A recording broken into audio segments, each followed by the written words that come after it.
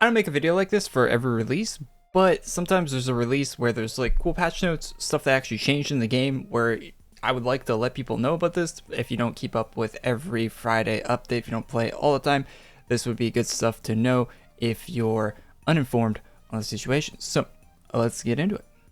And at the end of this video, I will also go over the locked shop that's locked behind the quest this week. If you don't want to do the quest, you want to see what's in the shop, I will preview that as well. One of the really cool things that got updated with the release is the Necrotic Sword of Doom got a update for the quest to acquire it. So if you don't have NSOD yet, that is now easier, much easier to get. So the base quest for farming the Void Aura got an update. So you now get 5, 6, or 7 Void Auras upon completion. It used to be 2, 5, or 10. So with good RNG, it could hypothetically be faster. But with the 5, 6, or 7 instead of 2, so the minimum you get now is 5 instead of 2, which is really good. That's way more consistent. You're going to have way more overall Void Aura from farming that. It's going to be much, much faster with that. Like going from 5 to 2 on the minimum drop is, yeah, really, really nice. But the maximum drop got toned down a little bit, but that's not the worst thing. It's making up for it quite a bit there. They also added a daily quest for both members and non-members. Both the dailies are just farming the bosses, a few different bosses. Turn that in once per day, like any daily, and you'll get some rewards that will help you get NSOD. So that's really good. Those dailies did not exist before, so really cool. Make sure you check those out if you're farming NSOD. Next part isn't that interesting, so I'll be really fast with it. So if you're a new player, you're new to the game, they upped the amount of gold XP and rep you get in a few of the starting areas: Markovia, Mythsong, Dwarfold, Mobius. So yeah, those all got updates. Pretty cool. So yeah, let me know if you see any or notice any changes there if you've been playing. And also, Scroll of Enrage, the stack limit increased to 1,000. They're terrible at doing patch notes at RX Entertainment for some reason. I don't know why. Every other dev patch note would say, oh, we increased the stack limit to 1,000, previously 100, or whatever it was previously. They never do that. They just tell you what the new number is, and they don't tell you if it was 5% or if it was 5 was a stack limit or 500 was a stack limit before. Who knows? Well, I'm sure someone does, but yeah, it's 1,000 now. That's a lot of Enrage scrolls. Another very large update for the game in general for farming is Kraken Bam and Oblivion Blade got some changes. So instead of the Undead Plague Spear, you're now going to be getting the Bone Axe from the same mob as before for the Poison Steel and Refreshing Deal quests. So that's a change there. So keep that in mind if you're doing those quests and you're a little confused on why the requirements changed. The reason why those changed was because certain players had access to basically just getting the spear out of a merge shop, like out of a shop for free, that they had access to, so they could really cheese it very hard there. So it sucks for those players, but a better overall balance for the game, in my opinion.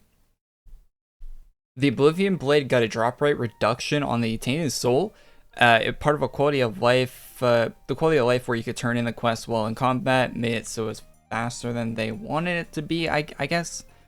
And the Diamond Sailor quest now rewards 9 diamonds upon completion. Like I said, I think that's an increase, but I don't remember the old number, and I wish they would tell us in these patch notes. It's really weird that they don't. Yeah, so yeah, pretty weird. Trendor, the assistant, now gives 333,000 gold upon completion for the Game of Gemstones quest. Is that a nerf or a buff? Let me know in the comments, because I don't know. And they don't even say in the patch notes. It's just amazing. Also, something to look out for with these patch notes is the item boost changes. They changed Infernal Flame Pyro. It now gives 25%. It used to be 30 for gold, XP, class points, rep. Its damage boost remains unchanged, so that's good. But it is worse now for the percent boost for farming gold and XP, class points, and rep. So yeah, keep that in mind. They also changed Luxeria, Greed Maw, and Balene's Dragon Blade.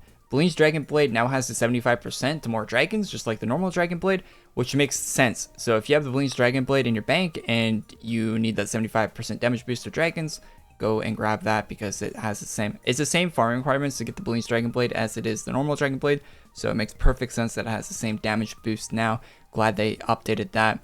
For the Gluttony, Star of Greed, and Aspect of Syria, those all got 25%. I think that's a nerf, if I can recall correctly. I think they're part of the Head of Legion Beast, and they used to give 30, and now they give 25, so it makes it so you have to get Head of Legion Beast for the 30% from that. Head of Legion Beast is the same, so no worries about that. But yeah, some changes there to a few items. If you have any of those items, make sure you keep those in mind. Alright, heading into the actual video game. So, May the 4th had a new event this week. Not a lot of crazy items added, very slim pickings there for new content.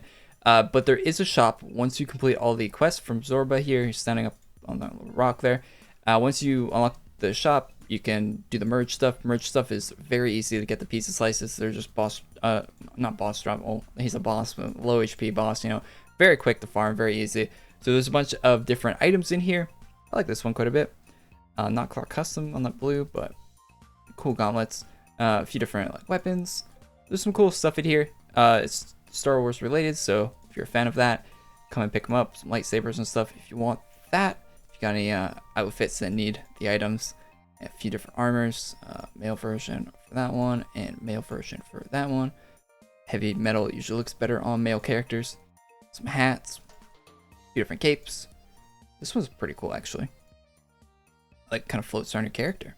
So yeah, some neat stuff in the shop there. That shop unlocks after you do the quest. So if you don't want anything with the shop, don't do the quest. You're just wasting your time at that point.